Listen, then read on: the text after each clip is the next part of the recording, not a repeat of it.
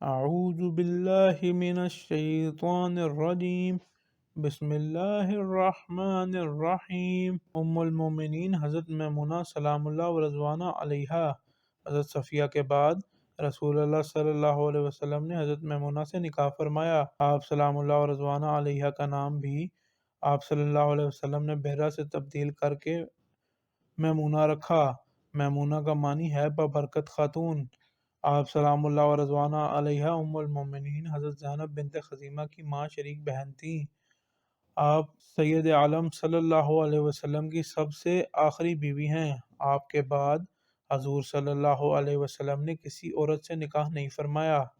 نام و نسب: آپ سلام اللہ و رضوانہ علیہا کا نام میمونہ، والدہ کا نام حارث، دادا کا نام حزن تھا، والدہ کا نام ہند اور نانا کا نام عوف تھا۔ آپ کے والد ہند مشہور قبیلہ حمیر سے تعلق رکھتی تھیں۔ حضرت میمونہ کو نسب کے اعتبار سے یہ شرف حاصل تھا کہ آپ ام المومنین حضرت زینب بنت خزیمہ کی ماں شریک بہن، حضور صلی اللہ علیہ وسلم کے چچا حضرت عباس کی سالی اور حضرت عبداللہ بن عباس اور حضرت خالد بن ولید کی سگی خالہ تھیں، اور آپ کی والدہ ہند کو ایک عظیم شرف حاصل تھا جو پورے عرب بلکہ پوری روئے زمین پر کسی اور خاتون کو حاصل نہ تھا، جس کو ان الفاظ میں بیان کیا گیا ہے: ہند بنت عوف پوری روئے زمین پر اپنے دامادوں کے لحاظ سے سب سے زیادہ خوش قسمت عورت ہے، کیونکہ ان کے دامادوں میں سحر فہرست رسول اللہ صلی اللہ علیہ وسلم کی ذات بابرکت ہے، اور پھر انبیاء کے بعد اس دھرتی کی سب سے افضل ہستی حضرت ابوبکر صدیق بھی ان کے داماد ہیں، اور اسی طرح متعدد جلیل القدر صحابہ جیسے حضرت حمزہ، حضرت عباس اور حضرت علی رضی اللہ عنہم اجمعین وغیرہ ان کے دامادوں میں شمار ہوتے ہیں۔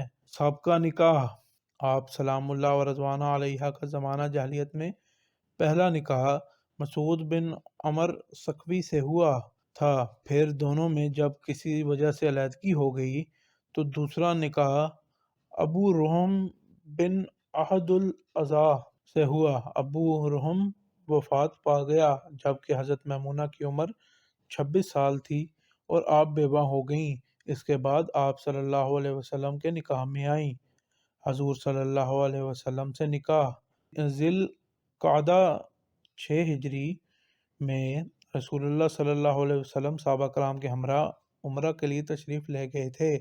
مکہ مکرمہ پہنچنے سے قبل ہی حدیبیہ کے مقام پر آپ کو روک لیا تھا اور صلح حدیبیہ وجود میں آئی تھی۔ اس صلح نامے میں ایک بات یہ بھی تھی کہ ابھی آپ بغیر عمرہ کیے واپس چلے جائیں اور آئندہ سال آپ عمرہ کے لیے آ سکتے ہیں۔ صرف 3 دن مکہ مکرمہ میں قیام کی اجازت ہوگی۔ اس صلح نامے کے بعد آپ صحابہ کرام کے ساتھ مدینہ واپس تشریف لے آئے۔ اگلے سال 7 ہجری کے آغاز میں غزوہ خیبر ہوا۔ پھر اس سال آپ صلی اللہ علیہ وسلم حسب صلح نامہ ذی القعدہ 7 ہجری میں عمرہ قضاء کے لیے جانثار صحابہ کرام کی معیت میں مدینہ طیبہ سے مکرمہ روانہ ہوئے۔ جب آپ مقام یا حج پر پہنچے تو حضرت جعفر بن ابی طالب بھی حبشہ سے آپ صلی اللہ علیہ وسلم کے پاس وہاں پہنچ گئے، چنانچہ آپ نے حضرت جعفر کو حضرت میمونہ کے پاس اپنے نکاح کا پیغام دے کر بھیجا۔ حضرت جعفر حضرت میمونہ کے بہنوئی تھے کہ حضرت میمونہ کی ماں شریک بہن اسماء بنت عمیس حضرت جعفر کے نکاح میں تھی۔ حضرت میمونہ اس وقت مکہ مکرمہ میں تھیں۔ حضرت جعفر نے جا کر حضرت میمونہ کو پیغام نکاح پہنچایا۔ اس نکاح پر انہوں نے رضامندی کا اظہار کرتے ہوئے اپنے بہنوئی حضرت عباس بن عبد المطلب، جو ان کی سگی بڑی بہن لبابہ کبریٰ کے شوہر تھے، نیز حضور صلی اللہ علیہ وسلم کے چچا بھی تھے، کو اپنا وکیل مقرر کیا، اور انہوں نے رسول اللہ صلی اللہ علیہ وسلم سے آپ سلام اللہ و رضوانہ علیہا کا نکاح کرا دیا۔ یہ نکاح اس سفر میں ہی یعنی ذی القعدہ 7 ہجری میں ہوا جب کہ آپ عمرہ کے لیے تشریف لے جا رہے تھے۔ مکہ مکرمہ پہنچ کر آپ صلی اللہ علیہ وسلم نے عمرہ ادا فرمایا۔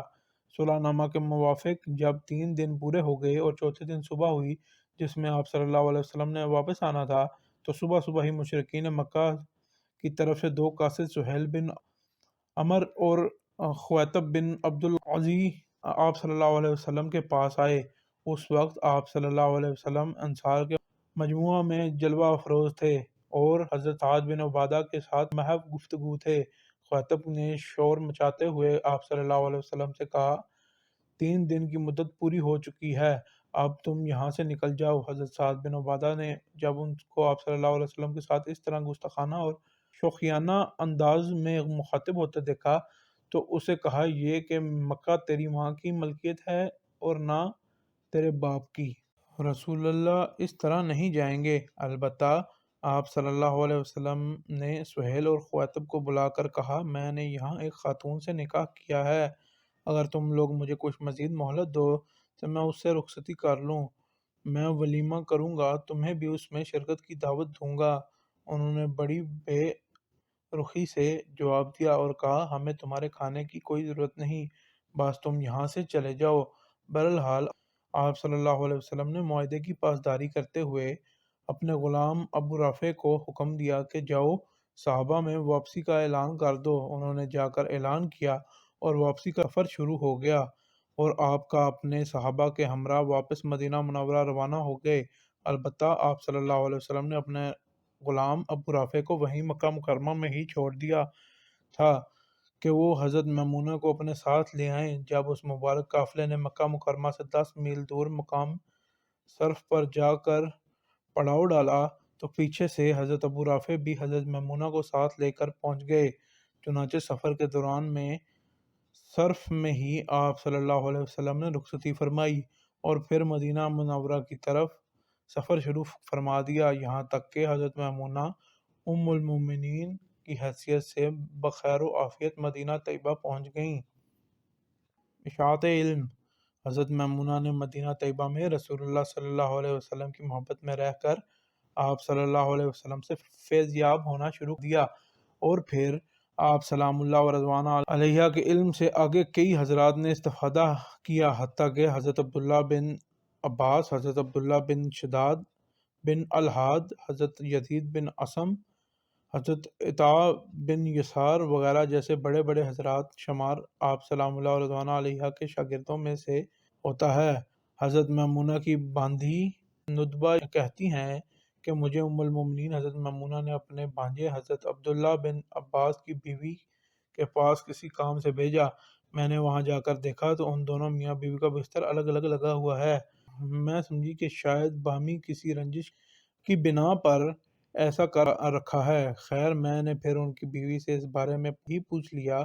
وہ کہنے لگیں، نہیں ایسی کوئی بات نہیں ہے، دراصل یہ میرے ماہ ہموار کے دن ہیں، جب میرے یہ ایام آتے ہیں تو میرے بستر کے قریب نہیں آتے۔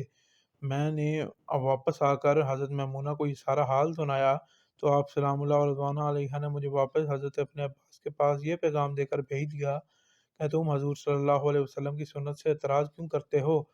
آپ صلی اللہ علیہ وسلم تو ان ایام میں اپنی بیوی کے ساتھ ہوتے تھے۔ آپ صلی اللہ علیہ وسلم کے اور آپ کی بیوی کے درمیان صرف ایک کپڑے کا حائل ہوتا تھا جو بیوی کی ناف سے لے کر اس کے گھٹنوں سے ذرا نیچے تک ہوتا تھا۔ وفات: حضرت میمونہ کی سیرت طیبہ میں ایک عجب و منفرد پہلو پایا جاتا ہے۔ جس مقام پر ان کی رخصتی ہوئی تھی عین اسی جگہ پر آپ کا انتقال اور وہیں قبر بنی۔ اس کا واقعہ کچھ یوں ہے، حضرت یزید بن اسم بیان کرتے ہیں کہ ام المومنین حضرت میمونہ مکہ مکرمہ میں تھیں، آپ کی طبیعت کچھ ناساز ہوئی اور اس وقت آپ کے پاس آپ کا کوئی بھتیجا موجود نہیں تھا۔ آپ سلام اللہ و رضوانہ علیہ نے فرمایا، مجھے یہاں سے لے چلو، مجھے یہاں موت نہیں آئے گی، کیونکہ رسول اللہ صلی اللہ علیہ وسلم نے ایک دفعہ مجھے فرمایا تھا کہ مجھے مکہ مکرمہ میں موت نہیں آئے گی۔ چنانچہ آپ کو لے کر چلے، یہاں تک کہ جب مقام شرف پر اس درخت کے نیچے جہاں آپ صلی اللہ علیہ وسلم نے ایک خیمے میں ان کے ساتھ رخصتی فرمائی تھی تو آپ سلام اللہ و رضوانہ علیہ کا وہیں انتقال ہو گیا۔ آپ کے بھانجے حضرت ابن عباس نے نماز جنازہ پڑھائی اور آپ کے جسد اطہر کو قبر میں اتارنے کے لیے آپ کے بھانجے حضرت ابن عباس، حضرت یزید بن اسم اور حضرت عبداللہ بن شداد اندر اترے۔ راجہ کول کے مطابق آپ نے 51 ہجری میں انتقال فرمایا۔ فضائل و اعزازات: حضرت عائشہ نے حضرت میمونہ کی شان میں بیان کرتے ہوئے ایک مرتبہ فرمایا تھا، غور سے سنو، وہ ہم میں سب سے زیادہ اللہ عز و جل سے ڈرنے والی اور سب سے زیادہ رشتہ داروں کے ساتھ حسن سلوک کرنے والی تھیں۔ نیز حضرت میمونہ کو نسب کے اعتبار سے یہ شرف حاصل تھا کہ آپ ام المومنین حضرت زینب بنت خزینہ کی ماں، شریک بہن حضور صلی اللہ علیہ وسلم کے چچا حضرت عباس اور چچا زاد بھائی حضرت جعفر کی سالی، اور حضرت عبداللہ بن عباس اور حضرت خالد بن ولید کی سگی خالہ تھیں۔